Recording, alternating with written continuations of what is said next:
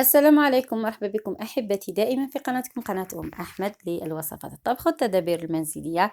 اليوم إن شاء الله كالمعتاد مع وصفة جديدة، خاصة في هذا الفصل، فصل الشتاء، بما أنه الأطفال يمرضوا دائما، حتى الكبار يعني يمرضوا بالزكام. هنا هذه الوصفة تاع اليوم هي مليحة بزاف، خلاص متوفرة، يعني حاجة بسيطة كما عودتكم دائما، حاجات من المطبخ ولا حاجات أعشاب بسيطة متوفرة تعالج أمراض كثيرة. عندنا وصفة اليوم هي كما تشوفوه اللفت. كامل تعرفوا اللفت أو الفجل، كان يقول الفجل وكان يقول اللفت.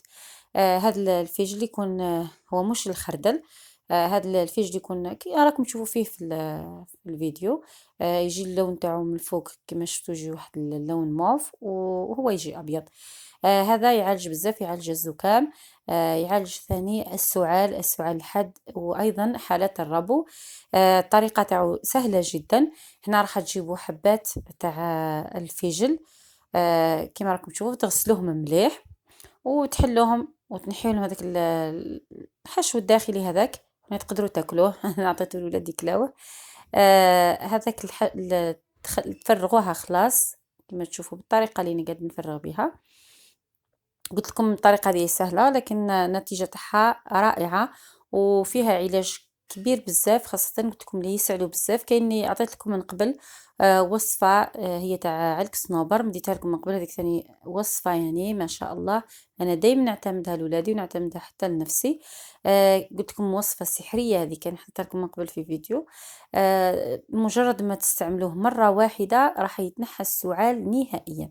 كاين ناس ما تحبش طعم هذاك علك الصنوبر. هذه الوصفة يجي حلوة وتجي زي السيرو، سهلة، يعني حتى مستساغة، حتى اللي ما يحبش يشرب زيت زيتون وحوايج هذوك، تجي هذه تجيه مليحة. هنا كما قلت لكم نفرغوا هذيك الحبة مليح، تحبوا ديروا زوج حبات، تحبوا ديروا حبة واحدة. تفرغوها مليح من الحشو الداخلي كما شفتوا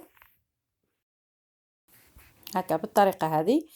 هنا راح نجيب هنا سكر جلاسي او سكر ناعم. قبل نحطوها يعني في اناء هكا باش ما تسيح لناش في الليل، ان حنخليوها ليله كامله.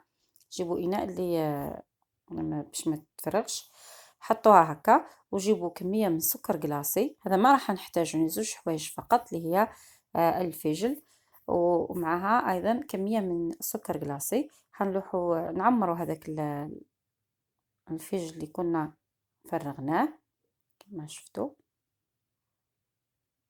او اللفت، كل واحد كيفاه يسميه. فرغوه مليح ونعمروا عفوا مليح بالسكر الناعم او سكر جلاسي، وراح نغطيوه بهذاك الواحد تاعو. بعد هنا هكا راح تخليوه ليله كامله، حطوه في الثلاجه يعني باش يكون نظيف. حطوه في الثلاجه، خليوه ليله كامله، وفي الصباح راح تلقاو هذاك السكر هذاك ذاب، راح يولينا على شكل سيرو او شراب. كما شفتوا هنا خليته ليله كامله. دوك تشوفوا كيفاه يعني هذاك السكر هذاك ذاب كامل، وهذاك يعني ولات فيه الفائده تاع اللفت. هكذا راهو ولا سيرو. هذا السيرو هذا تجيبوا قنينه، تجيبوا اناء، المهم تجيبوا حاجه تفرغوا فيها هذا السيرو هذا وتحتفظوا به. شوفوا كيفاه ولا الشكل تاعو. نحركم مليح باكو يذوب السكر اللي بقى من تحت.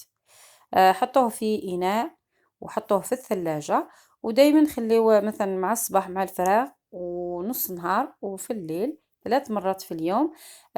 تناولوا منه 3 مرات في اليوم. أنا راح ترتاحوا خاصة من السعال الحاد، من حالات حتى حالات الربو مليح ليها بزاف. خلاص هذه الوصفة هذه داوموا عليها برك، قلت لكم راهي مفيدة جدا. ديروا ملعقة صغيرة برك، خاصة اللي عنده مشكل في مرض السكر.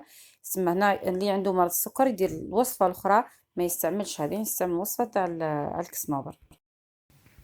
وللعلم أيضا أنه اللفت يمنع هشاشة العظام والتهاب المفاصل والروماتيزم، وأيضا يعتبر مصدر كبير الكالسيوم والبوتاسيوم، يعني عنده دور كبير جدا في الحفاظ على صحة العظام والوقاية من هشاشة العظام، والمضاد أيضا للالتهابات، لأنه فيه فيتامين ك.